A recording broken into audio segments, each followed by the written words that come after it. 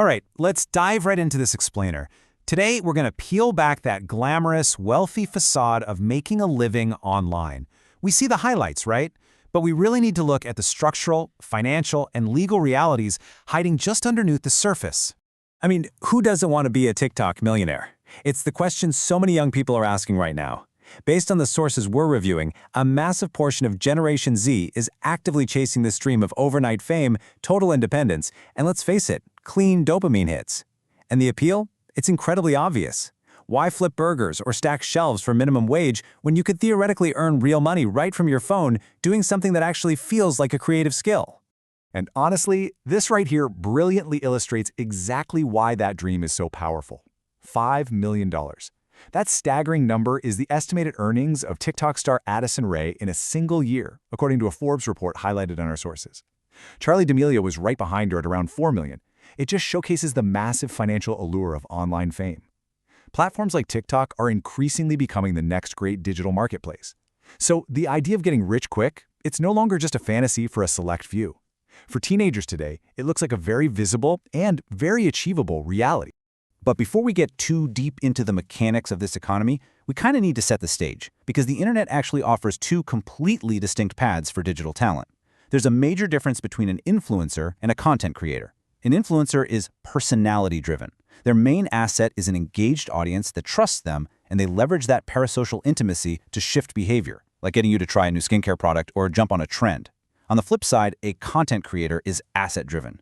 They might actually have a tiny audience, but they produce these high-utility, beautifully shot videos and photos that brands reuse for ads. So their success is measured by production skills, hook strength, and visual impact, not necessarily their personal fame. So, say you want to break into this world through affiliate marketing. Just grab a link, sell a product, and earn a commission. Sounds easy, right? Well, if you expect easy money, you'll very quickly hit the hidden traps of the affiliate world. Our sources point out that completely innocent mistakes are routinely punished like deliberate fraud.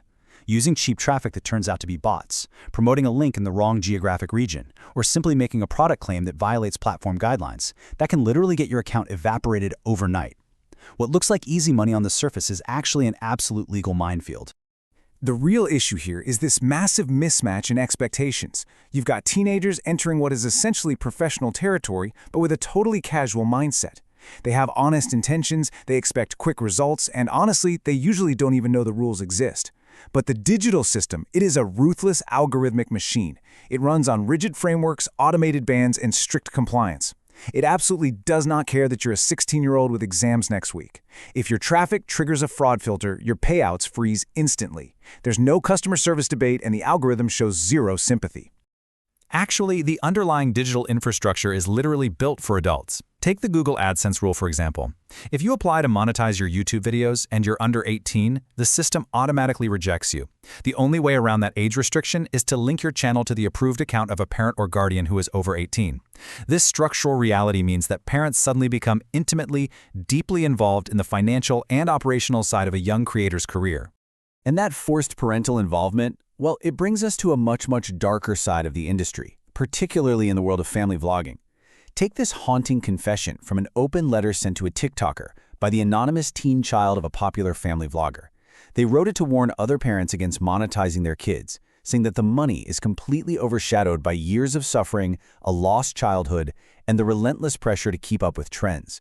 They literally view themselves as an employee who has been working since they were 5 years old. So what does this all mean legally? According to a note from the University of Michigan Journal of Law Reform, traditional child labor laws just haven't considered online influencing as actual work. The law hasn't viewed these kids as child performers, and this massive legal blind spot has left so-called kidfluencers completely unprotected from wage exploitation and severe psychological harms. They are essentially working in unregulated digital factories where their daily lives are the actual product. But the law is finally starting to catch up with the tech. Believe it or not, this battle actually started way back in 1938, after child actor Jackie Coogan's parents squandered his multi-million-dollar earnings. California passed Coogan's Law, which required 15% of a child actor's earnings to go into a blocked trust account. Now, for decades, that only applied to traditional entertainment. But in 2023, Illinois enacted a law targeting family vloggers. And then in 2024, California followed suit, enacting a pair of laws designed to drag those 1938 protections right into the modern digital age. Let's look at how California's new legal mandates actually address these different digital environments. First up, Assembly Bill 1880. This essentially expands traditional Coogan's Law.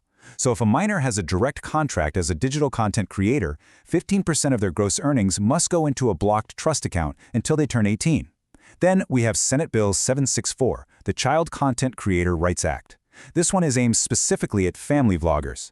If a minor is featured in at least 30% of a vlogger's content, and the channel makes at least $1,250 a month, the vlogger has to set aside 65% of a proportionate percentage of those gross earnings into a trust. The legal system is finally drawing some real financial boundaries here. But look, the toll of this trade isn't just legal, and it's definitely not reserved only for kids. Get this, a striking 52% of creators are currently facing burnout. According to a study by the social agency Billion Dollar Boy, this burnout is driven by severe creative fatigue, insanely demanding workloads, and the constant crushing pressure of navigating platform algorithms. But do you know the #1 trigger among those who have experienced it? Financial instability. The stress of maintaining irregular income streams is causing nearly 2 in 5 creators to actively consider leaving the profession altogether. So how do you survive the reality of your regular income from brand deals, ad revenue, and affiliate links? To prevent that very real financial burnout, you absolutely have to get smart about your finances. As outlined by the experts at Crow Soberman, if you're building a brand, tracking your expenses, like editing software or travel, prevents overspending. Misunderstanding your tax obligations as a self-employed individual, that leads to massive penalties. And budgeting isn't just about boring spreadsheets, it's about securing the creative freedom to take risks and weather the slower months without totally panicking. Which brings us to the end of this explainer. We've seen how the internet treats teenagers like seasoned professionals, how algorithms demand total compliance, and how the law is aggressively trying to catch up to protect the earnings of kidfluencers. But as new guardrails try to keep pace with the massive wealth of the creator economy, we are left to ask this final, really provocative question. When your life is the content and your family is the production crew, who really owns a childhood in the digital age? It's definitely something to think about the next time you scroll past a viral video. Thanks for learning with us today. All right,